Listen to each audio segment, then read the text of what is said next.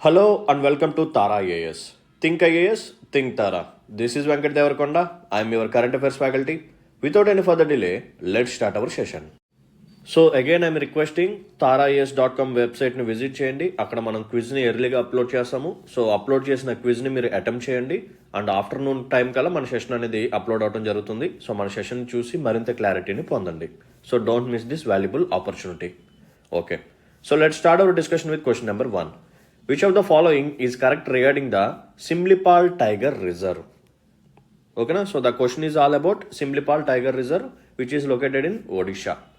So options చూడండి. It is known for tropical moist deciduous forest. So ఇక్కడ tropical moist deciduous forest ఉంటాయని చెప్పంటున్నారు. It hosts a significant population of gharials. So gharials కూడా ఉంటాయి అంటున్నారు. Simlipal Tiger Reserve shares its boundary with the West Bengal and Jharkhand. Last statement, the reserve is known for hosting rare orchids. ఇక్కడ orchids కూడా ఉంటాయని చెప్పి అంటున్నారు. Okay, so వీడియోని pause చేయండి, కరెక్ట్ స్టేట్మెంట్స్ని ఐడెంటిఫై చేయడానికి ట్రై చేయండి. So let me explain what is the context. So Similipal tiger reserve అనేది ఒడిశాలో ఉంటుంది. సో ఈ సిమ్లిపాల్ టైగర్ రిజర్వ్కి సంబంధించిన ఒక టైగర్ అనేది జార్ఖండ్లోకి వెళ్ళిపోయింది అనమాట. ఓకేనా, బికాస్ ఈ సిమ్లిపాల్ టైగర్ రిజర్వ్ అనేది it shares borders with both West Bengal as well as Jharkhand. So జార్ఖండ్తో వెస్ట్ బెంగాల్తో ఇది బార్డర్ని షేర్ చేసుకుంటుంది. సో అందుకనే బై మిస్టేక్ సిమ్లిపాల్ టైగర్ రిజర్వ్లో ఉండాల్సిన ఒక టైగర్ అనేది జార్ఖండ్లోకి వెళ్ళిపోయింది. సో ఇప్పుడు ఒడిషా యొక్క గవర్నమెంట్, జార్ఖండ్ యొక్క గవర్నమెంట్ ఇద్దరు కోఆపరేటివ్గా వర్క్ చేసి ఆ టైగర్ని మళ్ళీ సేఫ్గా తీసుకొచ్చి సిమ్లిపాల్ టైగర్ రిజర్వ్లోకి తీసుకురావడానికి రీఇంట్రడ్యూస్ చేయడానికి మళ్ళీ ట్రై చేస్తున్నారు అన్నమాట. So this is the context. ఓకేనా, right. So Similipal tiger reserve ఎక్కడుంది? It is located in Odisha. So district వచ్చేసరికి మయూర్భంజ్ డిస్ట్రిక్ట్.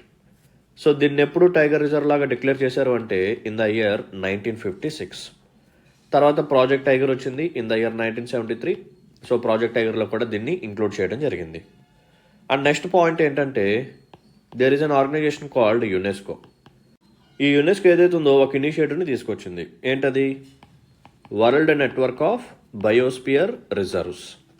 ఓకేనా, so UNESCO world network of biosphere reserves అనే ఇనిషియేటివ్ని తీసుకొచ్చింది. సో సిమ్లిపాల్ టైగర్ రిజర్వ్ ఏదైతే ఉందో it is part of world network of biosphere reserves by UNESCO. ఓకేనా, it is a tiger reserve 1956 and it also comes under project tiger 1973 and it becomes part of world network of biosphere reserves by UNESCO in 2009. ఓకేనా, right. Next one, ఈ Similipal tiger రిజర్వ్లో మనకి ఎక్కువగా కనిపించేది ఏంటంటే tropical moist deciduous forest. ఓకేనా, so ఇక్కడ మనకి tropical moist deciduous forest అనేది ఎక్కువగా కనిపిస్తూ ఉంటుంది. And one of the most important point ఏంటంటే ఈ సిమ్లిపాల్ టైగర్ రిజర్వ్లోనే మనకి మెలనిస్టిక్ టైగర్స్ అనేవి కనిపిస్తాయి. మెలనిస్టిక్ టైగర్స్, మెలనిన్, ఎవరి బాడీలో అయితే ఎక్కువగా మెలనిన్ అనేది ప్రొడ్యూస్ అవుతుంటుందో వాళ్ళు కొంచెం డార్క్గా ఉంటారన్నమాట. ఓకేనా, సేమ్ అలాగే టైగర్స్లో కూడా మెలనిన్ కంటెంట్ అనేది ఎక్కువగా ప్రొడ్యూస్ అవుతూ ఉంటే అక్కడ వాటి యొక్క స్కిన్ మీద ఎక్కువగా బ్లాక్ కలర్ అనేది వస్తూ ఉంటుంది. ఓకేనా, సో టైగర్స్ మీద ఎక్కువగా బ్లాక్ కలర్ అనేది వస్తూ ఉంటుంది. సో ఆ టైగర్స్ని మనం మెలనిస్టిక్ టైగర్స్ అని చెప్పి పిలుస్తుంటాము. సో మెలనిస్టిక్ టైగర్స్ అనేవి వరల్డ్ వైడ్గా, ఓకేనా, వరల్డ్ వైడ్గా కేవలం సిమ్లిపాల్ టైగర్ రిజర్వ్లోనే ఎక్కువగా కనిపిస్తూ ఉంటాయి. It is the only landscape in the world which contains melanistic tigers. Most important point ఇది కూడా అడగొచ్చు. It is a unique feature of Simlipal tiger reserve. And ఇక్కడ మనకి ఎక్కువగా సాల్ ట్రీస్ అనేవి కనిపిస్తూ ఉంటాయి. SAL sal trees. అండ్ ఇక్కడ రేర్ ఆర్చిడ్స్ కూడా కనిపిస్తాయి. So these are the special features of Simlipal tiger reserve. And ఇక్కడ ఎటువంటి గరియల్స్ అనేవి ఉండవు. ఇప్పుడు మనం క్వశ్చన్ సాల్వ్ చేద్దాం పదండి. It is known for tropical moist deciduous forest. Yes, కరెక్టే. It host a significant population of gharials. No, అసలు గరియల్స్ కానీ మగ్గర్స్ కానీ ఇటువంటి ఏమీ ఉండవు ఇక్కడ. And this particular tiger reserve shares boundary with West Bengal and Jharkhand. Yes, కరెక్టే. This is the reason why ఒక పర్టికులర్ టైగర్ అనేది ఒడిషా నుంచి జార్ఖండ్లోకి వెళ్ళిపోయింది. నెక్స్ట్ వన్, ఇక్కడ రేర్ ఆర్చిడ్స్ కూడా ఉంటాయి. So 1, 3, 4 option C is the right answer. Let's look at question number 2. So ఈ క్వశ్చన్ అనేది పాలిటీ పరంగా చాలా ఇంపార్టెంట్ టాపిక్ ఇది. సో జాగ్రత్తగా వినండి. Which of the following statements regarding the privilege motion in the Indian Parliament is or correct? So the question is all about privilege motion. What is the context? రీసెంట్గా తృణమూల్కి సంబంధించిన MP, ఓకేనా, he is a member of parliament. He moves a breach of privilege notice against Rijiju. So who is Kiran Rijiju? He is the minister, central government minister అనమాట. So ఈయనకి అగెనిస్ట్గా తృణమూల్ పార్టీకి సంబంధించిన MP ఈ particular privilege మోషన్ని issue చేయడం జరిగింది. సో ఇప్పుడు మనం దీన్ని డిస్కస్ చేద్దాం. సో ప్రివిలేజెస్ అనేవి ఇండివిజువల్ ప్రివిలేజెస్ ఉంటాయి, కలెక్టివ్ ప్రివిలేజెస్ కూడా ఉంటాయి, మనందరికీ తెలిసిన విషయమే. సో ప్రివిలేజెస్కి సంబంధించిన ఆర్టికల్స్ వచ్చేసరికి article 105 for member of parliament and article 194 for member of legislative assembly. ఓకేనా, సో ఎంపీ ఎమ్మెల్యేకి సంబంధించిన ప్రివిలేజ్ మనకి ఇక్కడ ఉంటాయి అనమాట, 105 యాజ్ వెల్ యాజ్ 194. ఓకే, కేవలం 105, 194 మాత్రమే ప్రివిలేజెస్ గురించి డీల్ చేస్తాయా? ఇంకెక్కడ మనకి ఏరే ప్రొవిజన్స్ ఏమి ఉండవా అంటే ఎస్, మనకి rules of Lok Sabha and rules of Rajya Sabha అక్కడ కొన్ని రూల్స్ ఉంటాయి. ముఖ్యంగా లోక్సభ రూల్స్లో రూల్ నెంబర్ 222 అండ్ రాజ్యసభ రూల్స్లో రూల్ నెంబర్ 187, ఇవి రెండు కూడా ఈ పర్టికులర్ ప్రివిలేజ్ మోషన్ గురించి డీల్ చేస్తూ ఉంటాయి. ఓకేనా, so rule number 222 of Lok Sabha and rule number 187 of Rajya Sabha, they both deal with privilege motion. So privileges అనేవి ఇండివిజువల్గా లెవెల్లో ఉంటాయి, కలెక్టివ్ ప్రివిలేజెస్ కూడా ఉంటాయి. అండ్ 105 అండ్ 194 ఆర్టికల్స్ వీటి గురించి డీల్ చేస్తూ ఉంటాయి. సో జనరల్గా ప్రివిలేజెస్ అనేవి ఎలా ఉంటాయంటే freedom of speech. So particular member of parliament తన హౌస్లో మాట్లాడే అధికారం అనేది ఉంటుంది. అంటే ప్రజల యొక్క ఇబ్బందులు డిస్కస్ చేయడం కానీ, ప్రజలు ఫేస్ చేసిన ప్రాబ్లమ్స్ని ఫేస్ చేయడం కానీ, ఎందుకంటే he is a representative right. So అతను గెలిపించిన ప్రజలకి ఇతనే రిప్రజెంటేటివ్ కాబట్టి వాళ్ళకి వాయిస్ని ఇతను పార్లమెంట్లో తెలియచేయాలి. But most of the times ఎవరైతే గవర్నమెంట్లో ఉన్నారో, అధికారంలో ఉన్నారో, లేకపోతే స్పీకర్ కానీ లేకపోతే ప్రిసైడింగ్ ఆఫీసర్ ఎవరైతే ఉన్నారో వాళ్ళు ఛాన్స్ ఇవ్వరు. ఓకేనా, సో ఆపోజిషన్ పార్టీలో ఉన్న మెంబర్స్కి ఛాన్స్ ఇవ్వరు. ఇది ఏ పార్టీలో అయినా సరే ఇది కామనే. సో ఈ మెంబర్స్కి మాట్లాడే అధికారం ఇవ్వట్లేదు. సో ఫ్రీడమ్ ఆఫ్ స్పీచ్ని వైలేట్ చేస్తున్నారు, మాకున్న ప్రివిలేజెస్ని వైలేట్ చేస్తున్నారు అని చెప్పి మోస్ట్ ఆఫ్ ద టైమ్స్ అధికార పార్టీకి సంబంధించిన మినిస్టర్స్కి అగెనిస్ట్గా ప్రివిలేజ్ మోషన్ని తీసుకొస్తూ ఉంటారన్నమాట. ఓకేనా, right. So first of all ఈ ప్రివిలేజ్ మోషన్ని ఎవరు ఇంట్రడ్యూస్ చేయొచ్చు అంటే it can be introduced by any member of parliament. ఓకేనా, ఎనీ మెంబర్ ఆఫ్ పార్లమెంట్ ఎవరన్నా సరే ఇనిషియేట్ చేయొచ్చు. ఓకే, ఇనిషియేట్ చేసిన తర్వాత ఏం జరుగుతుంది అంటే ప్రిసైడింగ్ ఆఫీసర్ దగ్గరికి వెళ్తుంది. Now presiding officer will take decision. ఏమని డెసిషన్ తీసుకోవచ్చు అంటే ఎస్, ఇది ఒక మెంబర్ ఆఫ్ పార్లమెంట్ యొక్క ప్రివిలేజ్ని వైలేట్ చేస్తుంది అని చెప్పి తీసుకోవచ్చు, లేదా ఒక కమిటీని ఎస్టాబ్లిష్ చేసి ఆ కమిటీకి రిఫర్ చేయవచ్చు. He has 2 options. తనంతట తానే డెసిషన్ తీసుకోవచ్చు, ఎస్ ఇది ఖచ్చితంగా ప్రివిలేజ్ని వైలేట్ చేస్తుంది, లేదు ఒక కమిటీని కూడా ఎస్టాబ్లిష్ చేయవచ్చు. ఈ కమిటీ ఒకవేళ లోక్సభకి సంబంధించినదైతే 15 మెంబర్స్ ఉంటారు, ఒకవేళ రాజ్యసభలో ఎస్టాబ్లిష్ చేస్తే 10 మెంబర్స్ ఉంటారు. సో కమిటీ ఏం చేస్తుంది, రిపోర్ట్ని తయారు చేసిన తర్వాత హౌస్ ముందు పెడుతుంది. సో హౌస్ ఏం చేసింది, దాని మీద డెసిషన్ తీసుకుంటుంది అనమాట, అంటే డిస్కస్ చేస్తుంది. సో డిస్కస్ చేసి ఒక డెసిషన్ తీసుకొని ఏ మెంబర్ అయితే దీన్ని వైలేట్ చేస్తారో ఈ ప్రివిలేజెస్ని, ఓకేనా, అంటే హౌస్ యొక్క ప్రివిలేజెస్ని, అంటే కలెక్టివ్ ప్రివిలేజెస్ అవ్వచ్చు, లేకపోతే ఒక మెంబర్ యొక్క ఇండివిజువల్ ప్రివిలేజెస్ని ఏ మెంబర్ అయితే వైలేట్ చేస్తారో అతనికి అగెనిస్ట్గా ఓకేనా ఏదన్నా సెన్ష్యూర్ని తీసుకురావటం కానీ, అతని టెంపరీగా సస్పెండ్ చేయటం కానీ, సెషన్స్కి అటెండ్ అవ్వకుండా, లేకపోతే క్వశ్చనింగ్ చేయటం కానీ ఇటువంటి చేస్తూ ఉంటారన్నమాట. ఓకేనా, సో మనం ఏం చెప్పొచ్చు అంటే ఈ ప్రిసైడింగ్ ఆఫీసర్ ఎవరైతే ఉన్నారో it can be either speaker కానీ, లేకపోతే చైర్మన్ కానీ, లేకపోతే డిప్యూటీ స్పీకర్ కానీ, డిప్యూటీ చైర్మన్ కానీ, who ever it might B. So ఇతన్ని మనం ఫస్ట్ లెవెల్ స్క్రూటినీ ఆఫీసర్ అని చెప్పి కూడా పిలవచ్చు. ఎందుకంటే ఇతనే దాన్ని ఫస్ట్ స్క్రూటినీ చేస్తారు. ఆ మోషన్ని ఇనిషియేట్ చేసిన తర్వాత ఓకే ఇది నిజంగానే ప్రివిలేజ్ని వైలేట్ చేస్తుంది అని చెప్పి అతను డెసిషన్ తీసుకోవచ్చు, లేదా ఒక కమిటీ కూడా ఇతను దాన్ని రిఫర్ చేయవచ్చు. సో ఫస్ట్ లెవెల్ స్క్రూటినీ అనేది ఎవరు చేస్తారు అంటే ప్రిసైడింగ్ ఆఫీసర్ చేస్తూ ఉంటారు. ఓకేనా, right. And one more important point ఏంటంటే ఈ ప్రివిలేజెస్ అనేవి అటార్నీ జనరల్కి కూడా అప్లికేబుల్లో ఉంటాయి. అంటే ఒకవేళ అటార్నీ జనరల్ అనేవారు ఈ పార్లమెంట్ సెషన్స్కి అటెండ్ అయినప్పుడు ఇతని యొక్క ప్రివిలేజెస్ని ఏరే మెంబర్ కానీ వైలేట్ చేస్తే అప్పుడు ఇతను కూడా ఈ ప్రివిలేజ్ మోషన్ని ఇనిషియేట్ చేయవచ్చు. ఓకేనా, సో అటార్నీ జనరల్కి కూడా ఈ ప్రివిలేజ్ అనేది అవైలబుల్గా ఉంటుంది. బట్ గుర్తుపెట్టుకోండి, పార్లమెంట్లో ఒక పార్ట్ అయిన హానరబుల్ ప్రెసిడెంట్ గారు ఎవరైతే ఉన్నారో ఇతనికి మాత్రం ప్రివిలేజ్ మోషన్ అనేది ఉండదు. బికాజ్ ప్రెసిడెంట్ గారికి ఆల్రెడీ 361లో ప్రివిలేజెస్ ఉంటాయి, వేరే ప్రివిలేజెస్ ఉంటాయి. ఓకేనా, బట్ 105 కానీ 194 ప్రకారం కానీ, లేకపోతే రూల్ నెంబర్ 222 కానీ, రూల్ నెంబర్ 187 కానీ వీటి ప్రకారం ఉండదు. ఆర్టికల్ 361 ఏదైతే ఉందో it provides some privileges for both president as well as governor. ఓకేనా, రైట్. సో ఇప్పుడు మనం క్వశ్చన్ని సాల్వ్ చేద్దాం పదండి. A privilege motion can be initiated by any member of either house of parliament. Yes, కరెక్టే. లోక్సభలో అయినా సరే, రాజ్యసభలో అయినా సరే, ఏ మెంబర్ అయినా సరే ప్రివిలేజ్ మోషన్ని ఇనిషియేట్ చేయవచ్చు. It seeks to ensure that the privileges of members of parliament are not breached by any action of another MP or minister. ఓకేనా, సో ఒక మెంబర్కి సంబంధించిన ప్రివిలేజెస్ని వేరే మెంబర్ కానీ వేరే మినిస్టర్ కానీ వైలేట్ చేయకుండా కాపాడేదే ఈ ప్రివిలేజ్ మోషన్ అనమాట. ఎస్, కరెక్టే. The speaker of the Lok Sabha or the chairman of Rajya Sabha has the final authority to decide on a privilege motion. No, ఇది రాంగ్ అనమాట. ఫైనల్ అథారిటీ అనేది కేవలం స్పీకర్ చేతిలో ఉండదు. ఇది ఒక కలెక్టివ్ ప్రాసెస్. ఒక పర్టికులర్ మెంబర్ దీన్ని ఇనిషియేట్ చేశారు, తర్వాత ప్రిసైడింగ్ ఆఫీసర్ దగ్గరికి వెళ్తుంది, అతను స్క్రూటినీ చేస్తారు. స్క్రూటినీ చేసిన తర్వాత ఒక డెసిషన్ తీసుకుంటారు. ఓకేనా, డెసిషన్ తీసుకున్న తర్వాత అంటే అతను డెసిషన్ తీసేసుకోవచ్చు, ఎస్ ఇది ప్రివిలేజ్ని వైలేట్ చేసింది అంటే మళ్ళీ హౌస్ ముందు పెడతారు, హౌస్లో డిస్కషన్ జరుగుతుంది. సో హౌస్లో ఉన్న ప్రతి మెంబర్ ఇన్వాల్వ్ అవుతారు. ఓకేనా, కేవలం ఒక స్పీకరో లేకపోతే చైర్మనో ఫైనల్ డెసిషన్ మాత్రం తీసుకోలేరు. అతను డెసిషన్ తీసుకున్న తర్వాత లేదా కమిటీకి రిఫర్ చేసిన తర్వాత ఆ కమిటీ ఇచ్చిన రిపోర్ట్ని తీసుకొచ్చి హౌస్లో ప్లేస్ చేసి సో హౌస్లో ఉన్న మెంబర్స్ అందరూ దాని మీద డిస్కషన్ చేసి అప్పుడు డెసిషన్ అనేది తీసుకోవడం జరుగుతుంది. సో థర్డ్ స్టేట్మెంట్ ఏదైతే ఉందో ఇది incorrect. So that we can eliminate option B, C, D. So option A ఏదైతే ఉందో ఇది కరెక్ట్ ఆన్సర్ అనమాట. Right. Let's look at question number 3. Very controversial thing right now. Consider the following exceptions to the places of worships act 1991. So there is an act called Places of Worship Act 1991 Special Provisions. So why it is in news? So రీసెంట్గా supreme court ఏం చేసింది అంటే civil కోర్ట్స్ని bar చేసింది. ఏమని? మీరు ఈ act ప్రకారం కొత్త కేసెస్ని టేకప్ చేయొద్దు అండ్ ఎటువంటి ఆర్డర్స్ని కూడా ఇష్యూ చేయొద్దు. ఈ యాక్ట్ మీద ప్రెజెంట్ మేము స్క్రూటినీ చేస్తున్నాము.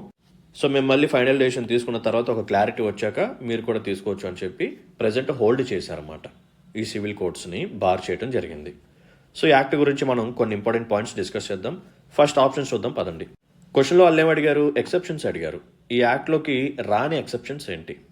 First one, ancient monuments and archaeological sites governed by other laws. వేరే చట్టాల ద్వారా ఏవైతే ancient monuments and archaeological sites govern చేయబడతాయో అవి ఈ యాక్ట్ కిందకి రావు అని చెప్పి అంటున్నారు. First statement. Second one, Ram Janmabhoomi Babri Masjid dispute ఏదైతే ఉందో ఇది కూడా ఈ యాక్ట్ కిందకి రాదు అని చెప్పి అంటున్నారు. Next one, cases where conversion was completed after 1947 but before 1991. స్వాతంత్రం వచ్చిన తర్వాత దగ్గర నుంచి ఈ యాక్ట్ తయారయ్యే మధ్యలో ఈ టైం పీరియడ్లో కేసెస్ అంటే ఈ కన్వర్షన్ కేసెస్ ఏవైతే ఉన్నాయో అవి కూడా దీని కిందకి రావు అని చెప్పి అంటున్నారు. సో వీడియోని పాజ్ చేయండి, కరెక్ట్ స్టేట్మెంట్స్ని ఐడెంటిఫై చేయడానికి ట్రై చేయండి. So let me explain. So what is places of worship act 1991? So జనరల్గా దేర్ ఈజ్ ఎ టెంపుల్. ఈ టెంపుల్ని ఒక మొఘల్ ఎంపరర్ కానీ ఎవరైనా వచ్చి డెస్ట్రాయ్ చేసి దీని ఒక మసీద్ లాగా కన్వర్ట్ చేశారనుకోండి. ఇక్కడ ఏం జరిగింది? కన్వర్షన్ అనేది జరిగింది. యాక్చువల్గా ఇది హిందూకి సంబంధించిన religious temple, okay, or religious place అనమాట, వర్షిప్ ప్లేస్. బట్ దీన్ని ఇస్లామిక్ రిలీజియన్లోకి కన్వర్ట్ చేయడం జరిగింది. సో ఈ యాక్ట్ ఏదైతే ఉందో ఇటువంటి కన్వర్షన్స్ని ప్రొహిబిట్ చేస్తుంది అనమాట. ఓకేనా, వేరే వైస్ వర్సా కూడా మనం అనుకోవచ్చు. సో మసీద్ని కూడా మనం డెమాలిష్ చేసి హిందూ టెంపుల్ కన్స్ట్రక్ట్ చేస్తే అది కూడా కరెక్ట్ కాదు అండర్ దిస్ యాక్ట్. ఓకేనా, రైట్. సో దీన్ని బట్టి మనం ఏం చెప్పొచ్చు? ఒక రిలీజియన్కి సంబంధించిన డినామినేషన్ని అనదర్ రిలీజియస్ డినామినేషన్ లాగా కన్వర్ట్ చేయటం కుదరదు. It is prohibited. ఎక్కడుంది? సెక్షన్ 3లో ఉందన్నమాట. ఈ యాక్ట్లో ఉన్న సెక్షన్ 3లో ఈ ప్రొహిబిషన్ అనేది ఉంది. అండ్ నెక్స్ట్ ఇంపార్టెంట్ పాయింట్ ఏంటంటే there is a section called section 4 Clause 1. ఇదేం చెప్తుంది అంటే మనకి స్వాతంత్రం ఎప్పుడు వచ్చింది? August 15th, 1947. సో ఈ టైం పీరియడ్ కల్లా మన ఇండియాలో ఉన్న ఈ రిలీజియస్ డినామినేషన్స్ ఏవైతే ఉన్నాయో వీటి యొక్క క్యారెక్టర్ ఏదైతే ఉందో అది ఫిక్స్డ్ అనమాట. సో తర్వాత నుంచి వీటి యొక్క క్యారెక్టర్ని చేంజ్ చేయడానికి కుదరదు. జస్ట్ ఫర్ ఎగ్జాంపుల్ ఒక 10 రిలీజియస్ డినామినేషన్స్ ఉన్నాయి. దీంట్లో ఒక 5 వచ్చేసరికి హిందూ, ఒక 5 వచ్చేసరికి ముస్లిం అనుకోండి. ఓకేనా, ఇప్పుడు ఆన్ August 15th, 1947. సో ఈ 5 religious institutions of Hindu or 5 religious institutions of Islamic community వీటిని తర్వాత చేంజ్ చేయడానికి కుదరదు. సో మనకి స్వాతంత్రం వచ్చే టైం పీరియడ్కి ఏవైతే రిలీజియస్ ఇన్స్టిట్యూషన్స్ ఉన్నాయో వాటి యొక్క క్యారెక్టర్ ఏదైతే ఉందో అది హిందూ అయితే హిందూ, ముస్లిం అయితే ముస్లిం, లేకపోతే వేరే రిలీజన్ అయితే వేరే రిలీజన్, అవి మాత్రం అలాగే కంటిన్యూ అవ్వాలి ఆ తర్వాత నుంచి. ఓకేనా, ఎటువంటి కన్వర్షన్ అనేది కుదరదు. దీనికి ముందు ఏదైనా జరిగితే అది వేరే విషయం. ఓకేనా. సో సెక్షన్ 4 క్లాస్ 1 ఇది చెప్తుంది అనమాట. బట్ దీంట్లో కొన్ని ఎక్సెప్షన్స్ ఉన్నాయి. ఆ ఎక్సెప్షన్స్ వచ్చేసరికి సెక్షన్ 5లో ఉంటాయి. So what are those exceptions అంటే, first one, there is an act called ancient monuments and archaeological sites and remains act 1958. So ఈ యాక్ట్ ప్రకారం కొన్ని ఏన్షియంట్ మాన్యుమెంట్స్, కొన్ని ఆర్కియలాజికల్ సైట్స్, కొన్ని రిమైన్స్ని ప్రొటెక్ట్ చేయడం జరుగుతుంది, ప్రిజర్వ్ చేయడం జరుగుతుంది. సో ఇటువంటి మాన్యుమెంట్స్ కానీ ఆర్కియలాజికల్ సైట్స్ కానీ రిమైన్స్ కానీ ఏవైతే ఉన్నాయో they are exempted from this particular act. ఇవి మాత్రం ఈ యాక్ట్ కిందకి రావు. సో ఇక్కడ కన్వర్షన్స్ అనేవి జరగవచ్చు. ఇది పాయింట్ నెంబర్ 1. నెక్స్ట్ వన్ ఏంటంటే రామ జన్మభూమి అండ్ బాబ్రీ మసీద్ డిస్ప్యూట్. యాక్చువల్గా ఈ యాక్ట్ అనేది మనకి 1991లో వచ్చింది.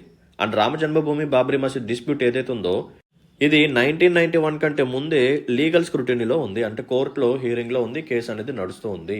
సో అందుకనే ఈ పర్టికులర్ డిస్ప్యూట్ని కూడా ఈ యాక్ట్ నుంచి బయట పెట్టడం జరిగింది. So it is also exempted from this act. Okay. Next point ఏంటంటే 1991 కంటే ముందు, ఓకేనా, 1991 కంటే ముందు ఏమైనా డిస్ప్యూట్స్ అంటే ఈ కన్వర్షన్ రిలేటెడ్ డిస్ప్యూట్స్ కానీ ఇష్యూస్ కానీ ఏవైతే ఉన్నాయో అవి ఒకవేళ సెటిల్ చేయబడితే, అంటే ఇద్దరు పార్టీస్ అక్కడ కూర్చొని చక్కగా మాట్లాడుకొని, ఓకేనా, ఏదో ఒక రిజాల్వ్ చేసుకున్నారనుకోండి, ఇష్యూని సెటిల్ అయిపోయింది అనుకోండి, అవి కూడా ఈ యాక్ట్ కిందకి రావు. సో ఈ 3 ఎగ్జంప్షన్స్ అనమాట. What are those? Ancient monuments and archaeological sites and remains act 1958, Babri Masjid issue, as well as ఈ యాక్ట్ రాకముందు ఏవైతే కన్వర్షన్స్ సంబంధించిన ఇష్యూస్ అనేవి సెటిల్ అయిపోయి ఉంటాయో అవి కూడా రావన్నమాట. మిగతా అన్నీ వస్తాయి. ఓకేనా. రైట్. ఇప్పుడు మనం క్వశ్చన్ సాల్వ్ చేద్దాం పదండి. Ancient monuments and archaeological sites governed by other laws, nothing but ఇందాక మనం మాట్లాడుకున్న యాక్ట్ అనమాట. Ancient monuments and archaeological sites and remains act 1958. Yes, ఇది ఎగ్జెంప్టెడ్. సో ఫస్ట్ స్టేట్మెంట్ కరెక్టే. అండ్ రామ్ జన్మభూమి డిస్ప్యూట్ కూడా ఎగ్జెంప్టెడ్, ఎందుకంటే ఇది ఆల్రెడీ యాక్ట్ రాకముందే మనకి కోర్టులో హీరింగ్లో ఉంది కాబట్టి. సో సెకండ్ స్టేట్మెంట్ కూడా కరెక్టే. నెక్స్ట్ థర్డ్ స్టేట్మెంట్ చూడండి. Cases where conversion was completed after 1947 but before 1991. So ఇది ఇన్కరెక్ట్ అనమాట. It is not exempted. Okay. ఒకవేళ డిస్ప్యూట్స్ ఈ యాక్ట్ రాకముందు సెటిల్ అయిపోతే వెల్ అండ్ గుడ్. బట్ ఇక్కడ వాళ్ళు ఏమంటున్నారు, స్వాతంత్రం వచ్చిన తర్వాత కన్వర్షన్స్ జరిగాయని చెప్పి అంటున్నారు. ఓకేనా. సో నేను ఆల్రెడీ ఏమని చెప్పాను, సెక్షన్ 4 ఏదైతే ఉందో, ముఖ్యంగా సెక్షన్ 4 క్లాస్ 1 August 15th 1947 ఏదైతే ఉందో ఆ టైం పీరియడ్కి ఏదైతే రిలీజియస్ క్యారెక్టర్ ఉందో అదే క్యారెక్టర్ని తర్వాత కూడా మెయింటైన్ చేయాలి. ఓకే. ఒకవేళ కన్వర్షన్ కానీ జరిగితే ఆ కేసుని టేకప్ చేస్తారు. It is not exempted. So third statement incorrect. So దీన్ని బట్టి మనం ఏం చెప్పొచ్చు, option A 1 and 2 is the right answer. Let's look at question number 4. International relations పరంగా ఇంపార్టెంట్ టాపిక్ ఇది. India's support for United Nations General Assembly resolution on Gaza reflects which of the following principles of its foreign policy. So మనకు foreign policy గురించి ఇది అడుగుతున్నారనమాట. So what is the context? So రీసెంట్గా United Nations General assembly వాళ్ళు ఒక రెజల్యూషన్ని తీసుకొచ్చారు. దేనికి సంబంధించినది? గాజాలో సీజ్ ఫైర్కి సంబంధించినది. సో ఇండియా ఏం చేసింది, ఈ యునైటెడ్ నేషన్స్ జనరల్ అసెంబ్లీ వాళ్ళు తీసుకొచ్చిన రెజల్యూషన్కి ఫేవరబుల్గా ఓటు వేయటం అనేది జరిగింది. ఇంతకుముందు వరకు మనం కొంచెం అబ్స్టైన్ అవటం కానీ, ఓటింగ్లో పార్టిసిపేట్ చేయకుండా ఉండటం కానీ అలా చేసేవాళ్ళము. బట్ ఈసారి మాత్రం ఓట్లో పార్టిసిపేట్ చేసి మనం ఓటు వేయటం అనేది జరిగింది. రైట్. సో మనకు ఫారెన్ పాలసీ ఈ పర్టికులర్ ఇష్యూ పరంగా మనం ఏమని చెప్పొచ్చు? So it is supporting for multilateralism, advocacy for peaceful resolution of conflicts are alignment with major western powers on middle eastern policies. So వీడియోని పాజ్ చేసి క్వశ్చన్ని సాల్వ్ చేయడానికి ట్రై చేయండి. సో ప్రెజెంట్ ఎవరికి ఫేవరబుల్గా మనం ఓటు వేసాము? యునైటెడ్ నేషన్స్ జనరల్ అసెంబ్లీ వాళ్ళు తీసుకొచ్చిన రిజల్యూషన్కి ఫేవరబుల్గా మనం ఓటు వేసాం. Okay. So it is directly supporting multilateralism or multilateral institutions. So first statement కరెక్టే. అండ్ ఈ పర్టికులర్ రిజల్యూషన్ దేనికి సంబంధించినది? గాజాలో సీజ్ ఫైర్ని తీసుకురండి, ఎటువంటి కాన్ఫ్లిక్ట్స్ కానీ ప్రెజెంట్ వార్ కానీ జరగకూడదు. So it is reflecting the peaceful resolution of conflicts. So conflicts మనం పీస్ఫుల్గా రిజాల్వ్ చేసుకోవాలి. అండ్ నెక్స్ట్ స్టేట్మెంట్ ఏంటంటే, యాక్చువల్గా ఈ రిజల్యూషన్కి అగెనిస్ట్గా యూఎస్ఏ వాళ్ళు ఓటు వేశారు అండ్ ఇజ్రాయెల్ వాళ్ళు కూడా ఓటు వేయడం జరిగింది. సో యునైటెడ్ స్టేట్స్, ఇజ్రాయెల్ ఏదైతే ఉందో they are voted against United Nation General Assemblies resolution. So మనం మేజర్ వెస్ట్రన్ పవర్స్కి అలైన్ అయ్యి ఓటు వేయలేదు. వీఆర్ అగెయిన్స్ట్ యునైటెడ్ స్టేట్స్కి అగెనిస్ట్గా మనం ఓటు వేసాం. యునైటెడ్ స్టేట్స్ దీనికి అగెనిస్ట్గా ఓటు వేస్తే మనం దీనికి ఫేవరబుల్గా ఓటు వేయడం జరిగింది. ఓకేనా. సో వెస్ట్రన్ పవర్స్కి మనం అలైన్ అయ్యే లేము, ముఖ్యంగా మిడిల్ ఈస్టర్న్ పాలసీస్లో. సో థర్డ్ స్టేట్మెంట్ ఇన్కరెక్ట్ అనమాట. సో 1 and 2 మాత్రమే కరెక్ట్ కాబట్టి option B is the right answer for this particular question. Let's look at last question of the day. What is the primary objective of Disaster Management Amendment Bill 2024? So what is the context? Lok Sabha passes bill to amend the Disaster Management Act of 2005. So there is an act called DM Act 2005. So దీన్ని amendment చేసి ఒక bill Lok Sabha introduce చేయడం జరిగింది. So what is that bill? Disaster management amendment bill 2024. సో ఎందుకు తీసుకొస్తున్నారు? What is the primary objective? Options చూడండి. To centralise disaster management efforts by delegating all powers to the central government. అంటే ఏమంటున్నారు? ఈ బిల్ ద్వారా సెంట్రలైజేషన్ అనేది జరుగుతుంది, కంప్లీట్ పవర్స్ అనేవి సెంట్రల్ గవర్నమెంట్కి వెళ్తాయని చెప్పి అంటున్నారు. Okay. To ensure better clarity and convergence among stake holders in the disaster management. ఓకేనా. సో దీంట్లో మల్టిపుల్ స్టేక్ హోల్డర్స్ ఇన్వాల్వ్ అవుతారు. సో వాళ్ళకి ఎఫర్ట్స్ మొత్తాన్ని ఒక స్ట్రీమ్ లైన్ చేస్తూ, ఒక కన్వర్జెన్స్ చేస్తూ, ఒక బెటర్ క్లారిటీని తీసుకురావడానికి ఈ యాక్ట్ని తీసుకొస్తున్నారని చెప్పి అంటున్నారు. To replace national disaster management authority with a new central agency. So ఎన్డీఎంఏని తీసేసి కొత్త ఏజెన్సీని తీసుకురావడానికి ఈ బిల్ని ప్రవేశపెట్టారు అని చెప్పి అంటున్నారు. Next one, to focus on urban specific disasters and pandemics exclusively. So urban ఏరియాస్లో వస్తున్న disasters as well as Covid లాంటి పాండమిక్స్, వీటి గురించి ప్రత్యేకంగా డీల్ చేస్తూ ఈ అమెండ్మెంట్ తీసుకొచ్చారని చెప్పి అంటున్నారు. సో వీడియోని పాస్ చేయండి, సాల్వ్ చేయడానికి ట్రై చేయండి. సో యాక్చువల్గా మనకి డిజాస్టర్ మేనేజ్మెంట్ యాక్ట్ 2005 ఉంటుంది. సో దీని ప్రకారం ఒక స్ట్రక్చర్ అనేది ఉంటుందన్నమాట. So national level, state level, district level or grass root level. So national లెవెల్లో we have national disaster management authority, state లెవెల్లో state disaster management authority, district లెవెల్లో డిస్ట్రిక్ట్ డిజాస్టర్ మేనేజ్మెంట్ అథారిటీ. ఇలా మనకు ఒక హైరార్కీ అనేది ఉంటుంది. దీంతో పాటు it involves national disaster response force as well as state disaster response force. వీటితో పాటు we have disaster management fund. దీంట్లో సెంట్రల్ యొక్క షేర్ ఉంటుంది, యాజ్ వెల్ యాజ్ స్టేట్ యొక్క షేర్ ఉంటుంది. సో ఫండింగ్ అనేది ఎలా ఉండాలి అని చెప్పి మనకి ఫినాన్స్ కమిషన్ కూడా రికమెండేషన్స్ ఇస్తూ ఉంటుంది. ఐ హోప్ మీ అందరికీ పాయింట్స్ తెలుసని అనుకుంటున్నాను. But there is a lack of clarity. So ఈ యాక్ట్లో ఒక మేజర్ ప్రాబ్లం ఏంటంటే there is no coordination. There is no coordination between centre as well as state. So ఎటువంటి కోఆర్డినేషన్ అనేది సరిగ్గా లేకపోవడం ద్వారా సరిగ్గా మనం డిజాస్టర్స్ని హ్యాండిల్ చేయలేకపోతున్నాం, బెటర్గా మనం రెస్పాండ్ అవ్వలేకపోతున్నాం, బెటర్గా మనం ప్రివెంటివ్ మెజర్స్ని తీసుకోలేకపోతున్నాము.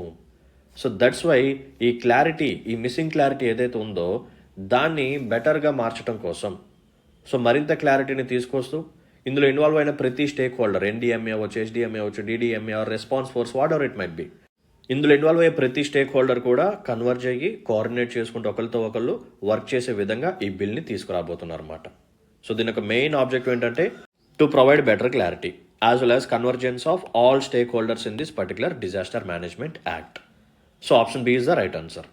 ఓకేనా. అంతేగాని సెంట్రల్ గవర్నమెంట్కి మొత్తం పవర్స్ ఇచ్చేసి సెంట్రలైజేషన్ చేయొద్దు. అలా అని చెప్పి ఎన్డీఎంఏని తీసేసి వేరే బాడీని తీసుకురాదు.